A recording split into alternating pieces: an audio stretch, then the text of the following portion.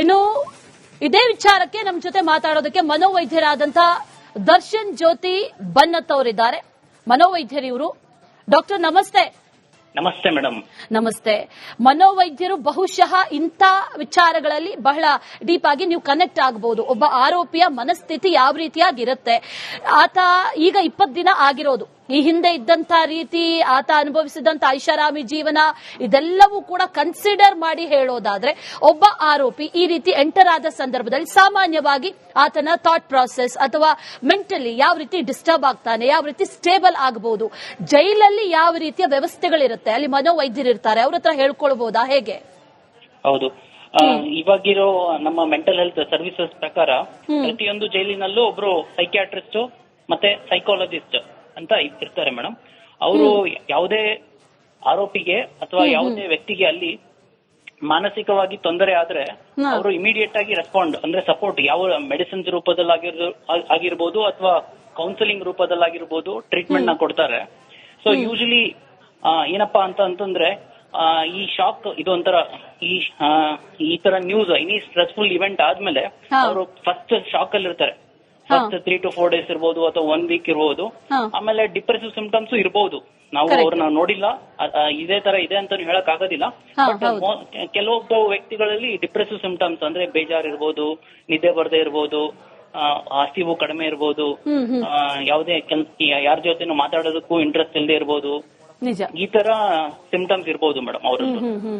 ಈಗ ಸಾಮಾನ್ಯವಾಗಿ ಆರೋಪಿಗಳಲ್ಲಿ ಕಂಡು ಬರುವಂತಹ ಮಾನಸಿಕ ಸ್ಥಿತಿಗಳು ಯಾವುದು, ಡಿಸಾರ್ಡರ್ಸ್ ಯಾವುದೆಲ್ಲ ಸಾಮಾನ್ಯವಾಗಿ ಕಂಡು ಬರುತ್ತೆ ಅಂತ ಅಂದ್ರೆ, ಹೊರಗಡೆ ಮಾತಾಡ್ತಾ ಇರ್ತಾರೆ ಅಥವಾ ಸೋಷಿಯಲ್ ಮೀಡಿಯಾ ಕನೆಕ್ಷನ್ ಇರುತ್ತೆ ಅಥವಾ ಜನರ ಜೊತೆ ಬೆರಿತಾ ಇರ್ತಾರೆ, ಇಲ್ಲಿ ಕತ್ತಲೆ ಕೋಣೆ ಒಳಗಡೆ ಒಬ್ಬರೇ ಇರಬೇಕು, ಅವ್ರ ಕೆಲಸ ಅವ್ರು ಮಾಡ್ಕೊಳ್ಬೇಕು, ಈ ಸಂದರ್ಭದಲ್ಲಿ ಒಬ್ಬ ಆರೋಪಿಯ ಮನಸ್ಥಿತಿ ಯಾವ ರೀತಿಯಾಗಿರುತ್ತೆ?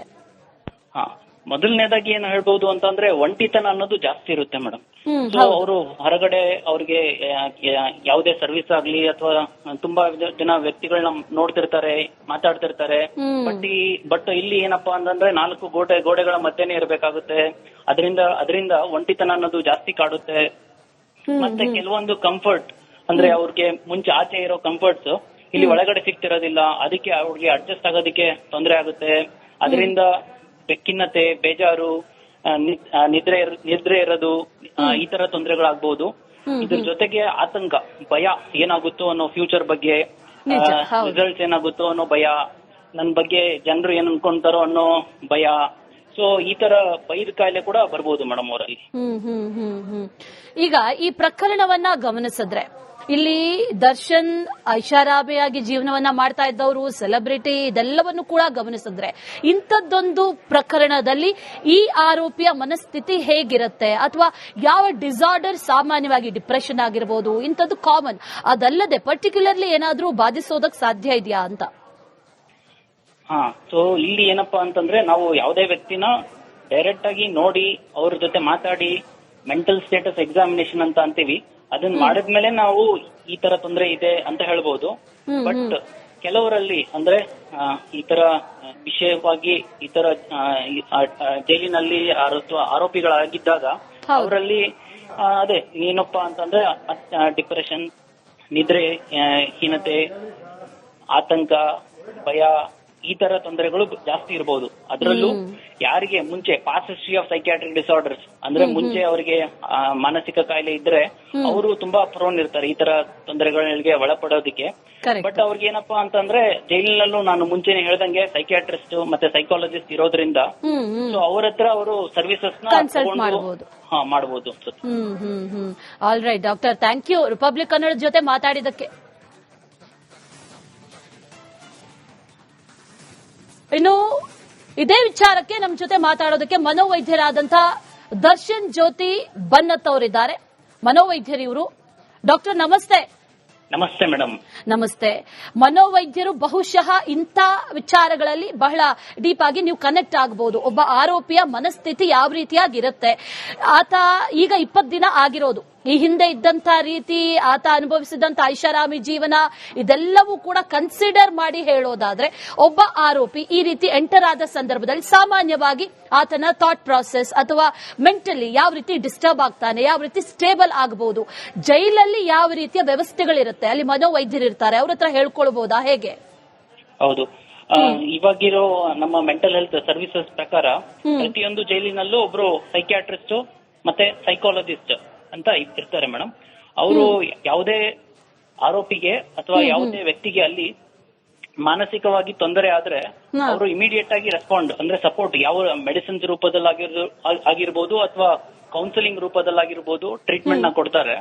ಸೊ ಯೂಶಲಿ ಏನಪ್ಪಾ ಅಂತಂದ್ರೆ ಈ ಶಾಕ್ ಇದು ಒಂಥರ ಈ ತರ ನ್ಯೂಸ್ ಎನಿ ಸ್ಟ್ರೆಸ್ಫುಲ್ ಇವೆಂಟ್ ಆದ್ಮೇಲೆ ಅವರು ಫಸ್ಟ್ ಶಾಕ್ ಅಲ್ಲಿ ಇರ್ತಾರೆ. ಫಸ್ಟ್ 3 to 4 days ಇರ್ಬೋದು ಅಥವಾ 1 week ಇರ್ಬೋದು. ಆಮೇಲೆ ಡಿಪ್ರೆಸಿವ್ ಸಿಂಪ್ಟಮ್ಸ್ ಇರ್ಬೋದು. ನಾವು ಅವ್ರನ್ನ ನೋಡಿಲ್ಲ, ಇದೇ ತರ ಇದೆ ಅಂತ ಹೇಳಕ್ ಆಗೋದಿಲ್ಲ. ಬಟ್ ಕೆಲವೊಬ್ಬ ವ್ಯಕ್ತಿಗಳಲ್ಲಿ ಡಿಪ್ರೆಸಿವ್ ಸಿಂಪ್ಟಮ್ಸ್ ಅಂದ್ರೆ ಬೇಜಾರ್ ಇರ್ಬೋದು, ನಿದ್ದೆ ಬರದೇ ಇರ್ಬೋದು, ಹಸಿವು ಕಡಿಮೆ ಇರ್ಬೋದು, ಯಾವುದೇ ಯಾರ ಜೊತೆನೂ ಮಾತಾಡೋದಕ್ಕೂ ಇಂಟ್ರೆಸ್ಟ್ ಇಲ್ಲದೆ ಇರ್ಬೋದು. ನಿಜ, ಈ ತರ ಸಿಂಪ್ಟಮ್ಸ್ ಇರಬಹುದು ಮೇಡಮ್ ಅವರು. ಈಗ ಸಾಮಾನ್ಯವಾಗಿ ಆರೋಪಿಗಳಲ್ಲಿ ಕಂಡು ಬರುವಂತಹ ಮಾನಸಿಕ ಸ್ಥಿತಿಗಳು ಯಾವುದು, ಡಿಸಾರ್ಡರ್ಸ್ ಯಾವುದೆಲ್ಲ ಸಾಮಾನ್ಯವಾಗಿ ಕಂಡು ಬರುತ್ತೆ ಅಂತ ಅಂದ್ರೆ ಹೊರಗಡೆ ಮಾತಾಡ್ತಾ ಇರ್ತಾರೆ ಅಥವಾ ಸೋಷಿಯಲ್ ಮೀಡಿಯಾ ಕನೆಕ್ಷನ್ ಇರುತ್ತೆ ಅಥವಾ ಜನರ ಜೊತೆ ಬೆರಿತಾ ಇರ್ತಾರೆ, ಇಲ್ಲಿ ಕತ್ತಲೆ ಕೋಣೆ ಒಳಗಡೆ ಒಬ್ಬರೇ ಇರಬೇಕು, ಅವ್ರ ಕೆಲಸ ಅವ್ರು ಮಾಡ್ಕೊಳ್ಬೇಕು. ಈ ಸಂದರ್ಭದಲ್ಲಿ ಒಬ್ಬ ಆರೋಪಿಯ ಮನಸ್ಥಿತಿ ಯಾವ ರೀತಿಯಾಗಿರುತ್ತೆ? ಮೊದಲನೇದಾಗಿ ಏನು ಹೇಳ್ಬಹುದು ಅಂತಂದ್ರೆ ಒಂಟಿತನ ಅನ್ನೋದು ಜಾಸ್ತಿ ಇರುತ್ತೆ ಮೇಡಮ್. ಸೊ ಅವರು ಹೊರಗಡೆ ಅವ್ರಿಗೆ ಯಾವುದೇ ಸರ್ವಿಸ್ ಆಗ್ಲಿ ಅಥವಾ ತುಂಬಾ ಜನ ವ್ಯಕ್ತಿಗಳನ್ನ ನೋಡ್ತಿರ್ತಾರೆ, ಮಾತಾಡ್ತಿರ್ತಾರೆ. ಬಟ್ ಇಲ್ಲಿ ಏನಪ್ಪಾ ಅಂತಂದ್ರೆ 4 ಗೋಡೆಗಳ ಮಧ್ಯೆನೇ ಇರಬೇಕಾಗುತ್ತೆ. ಅದರಿಂದ ಒಂಟಿತನ ಅನ್ನೋದು ಜಾಸ್ತಿ ಕಾಡುತ್ತೆ. ಮತ್ತೆ ಕೆಲವೊಂದು ಕಂಫರ್ಟ್ ಅಂದ್ರೆ ಅವ್ರಿಗೆ ಮುಂಚೆ ಆಚೆ ಇರೋ ಕಂಫರ್ಟ್ಸ್ ಇಲ್ಲಿ ಒಳಗಡೆ ಸಿಗ್ತಿರೋದಿಲ್ಲ, ಅದಕ್ಕೆ ಅವ್ರಿಗೆ ಅಡ್ಜಸ್ಟ್ ಆಗೋದಕ್ಕೆ ತೊಂದರೆ ಆಗುತ್ತೆ. ಅದರಿಂದ ಖಿನ್ನತೆ, ಬೇಜಾರು, ನಿದ್ರೆ ಇರೋದು, ಈ ತರ ತೊಂದರೆಗಳಾಗಬಹುದು. ಇದ್ರ ಜೊತೆಗೆ ಆತಂಕ, ಭಯ, ಏನಾಗುತ್ತೋ ಅನ್ನೋ ಫ್ಯೂಚರ್ ಬಗ್ಗೆ, ರಿಸಲ್ಟ್ಸ್ ಏನಾಗುತ್ತೋ ಅನ್ನೋ ಭಯ, ನನ್ ಬಗ್ಗೆ ಜನರು ಏನ್ ಅನ್ಕೊಂತಾರೋ ಅನ್ನೋ ಭಯ. ಸೊ ಈ ತರ ಭಯದ ಕಾಯಿಲೆ ಕೂಡ ಬರ್ಬೋದು ಮೇಡಮ್ ಅವರಲ್ಲಿ. ಈಗ ಈ ಪ್ರಕರಣವನ್ನ ಗಮನಿಸಿದ್ರೆ ಇಲ್ಲಿ ದರ್ಶನ್ ಐಷಾರಾಮಿಯಾಗಿ ಜೀವನವನ್ನ ಮಾಡ್ತಾ ಇದ್ದವರು, ಸೆಲೆಬ್ರಿಟಿ, ಇದೆಲ್ಲವನ್ನು ಕೂಡ ಗಮನಿಸಿದ್ರೆ ಇಂಥದ್ದೊಂದು ಪ್ರಕರಣದಲ್ಲಿ ಈ ಆರೋಪಿಯ ಮನಸ್ಥಿತಿ ಹೇಗಿರುತ್ತೆ ಅಥವಾ ಯಾವ ಡಿಸಾರ್ಡರ್ ಸಾಮಾನ್ಯವಾಗಿ ಡಿಪ್ರೆಷನ್ ಆಗಿರಬಹುದು ಇಂಥದ್ದು ಕಾಮನ್, ಅದಲ್ಲದೆ ಪರ್ಟಿಕ್ಯುಲರ್ಲಿ ಏನಾದ್ರೂ ಬಾಧಿಸೋದಕ್ ಸಾಧ್ಯ ಇದೆಯಾ ಅಂತ?